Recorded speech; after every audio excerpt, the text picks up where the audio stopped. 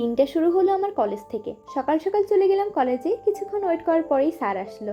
এরপর সিনথিয়া শামীমাও চলে আসলো। ছুটির দিন হয়, কলেজ একদমই ফাঁকা। তো যাই হোক, এরপর আমরা রওনা দিলাম। অ্যাকচুয়ালি আমরা যাচ্ছি মেহেরপুরে গ্রাফিতির জন্য।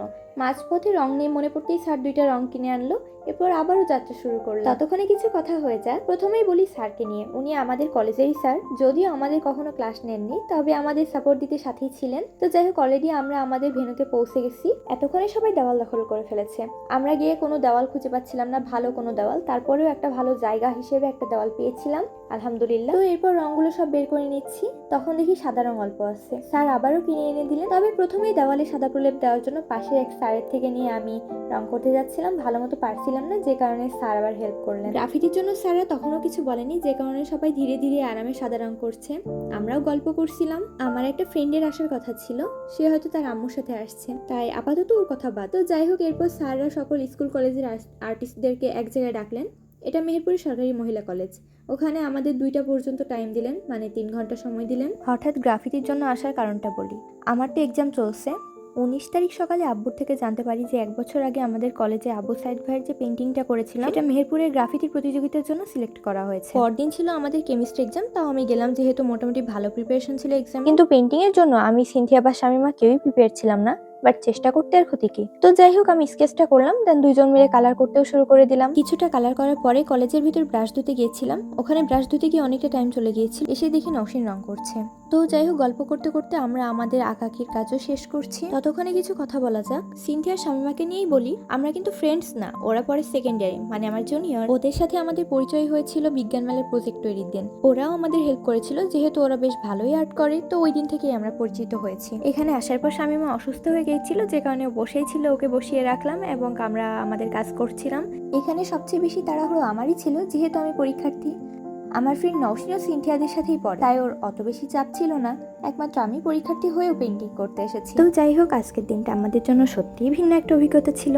3 ঘন্টা সময় দেওয়ার কারণে আমরা অনেক অনেক গল্পও করছিলাম, আঁকাআঁকিও করছিলাম। তবে তুলি দেওয়ার জন্য আমরা অনেকটা সময় নষ্ট করে ফেলেছিলাম, যদিও এমন আঁকা শুধুমাত্র আমরাই করেছিলাম। পরে তো অনেক টেনশনে ছিলাম যে আঁকানো শেষ করতে পারবো কিনা। আবার পরের দিন পরীক্ষা বলে স্যারও বলছিল ওরা করুক, তুমি না হয় চলে যাও। বাট আমি তো একদমই তা করবো না, এসেছি যখন শেষ করেই যাব। শামীমাও আমাদেরকে হেল্প করছিল, তবে অসুস্থ হয়ে যাওয়ার কারণে বসেই ছিল। এখানে কিন্তু অনেক স্কুল কলেজের স্টুডেন্টরাই ছিল। মেহেরপুরে বেশি, আমাদের পাশেই তো অনেকজন মিলে কাজ করছে। তারা সবাই বেশ ভালো আঁকছিল। আমাদের সাথে স্যাররা ছিলেন না, কারণ আমাদের ওখানেই বলে দিয়েছিল যে স্যাররা আঁকার সময় কোনো রকম হেল্প করতে পারবে না, তাই স্যাররা দূরে দাঁড়িয়েই দেখছিল। আর আমরাও সেরকম ভাবে নিজেরা কোনো কিছু গুছিয়ে আনিনি, স্যার এনেছিল, মানে রং তুলি এই সব কিছু। তো আরো অনেক কিছুই লাগতো যা আনা হয়েছিল না, তাই বারবারই স্যারকে দোকানে গিয়ে সেগুলো কিনে আনতে হচ্ছিল। কিছু তো করার নেই, স্যারকে অনেক বেশি কষ্ট করতে হচ্ছিল। আমরা অন্য সকলভাবেই ম্যানেজ করার চেষ্টা করছিলাম। ব্যাকগ্রাউন্ডে সাদা কালারটা একবার দেওয়ার কারণে একটুও ভালো লাগছিল না, যে কারণে আরেকবার সাদা কালারটা দিয়ে নেওয়া হলো। তো যাই হোক, পেন্টিং প্রায় শেষ।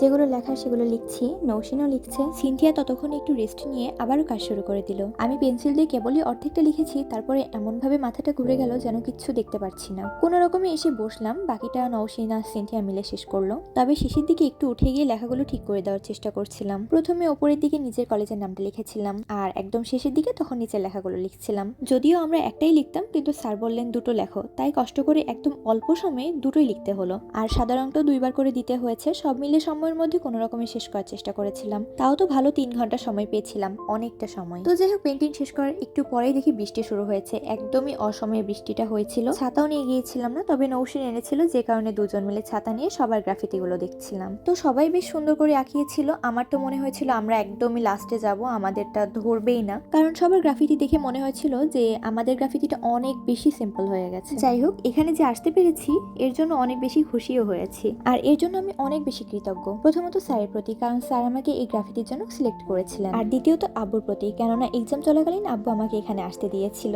আর সর্বশেষ সিনথিয়া, শামীমা আর নওশিনকে, তারা সাথে না থাকলে হয়তো আশাই হতো না। তো যাই হোক, দেওয়ালে রং করতে গিয়ে তো মাস্ক, হিজাব, বোরখা সবকিছুতেই রং লাগিয়েছিলাম। বাট হাত তো ধুতেই হবে, তাই সবাই হাত ধুতে গেলাম। আর হাত ধোয়া শেষ করতে না করতে দেখি স্যার অলরেডি অটো ঠিক করে ফেলেছেন। স্যারকে থাকতে হতো, তাই আমরা 3জনই বাড়ির পথে রওনা দিলাম। তো যাই হোক, এই সুন্দর মুহূর্তটা তোমাদের সামনে তুলে ধরার চেষ্টা করলাম। আশা করি তোমাদের সবারই অনেক ভালো লাগবে। তাই দেরি না করে লাইক, কমেন্ট, শেয়ার করে ফেলো, আর সাবস্ক্রাইব করতে একদম ভুলো না। আল্লাহ হাফিজ।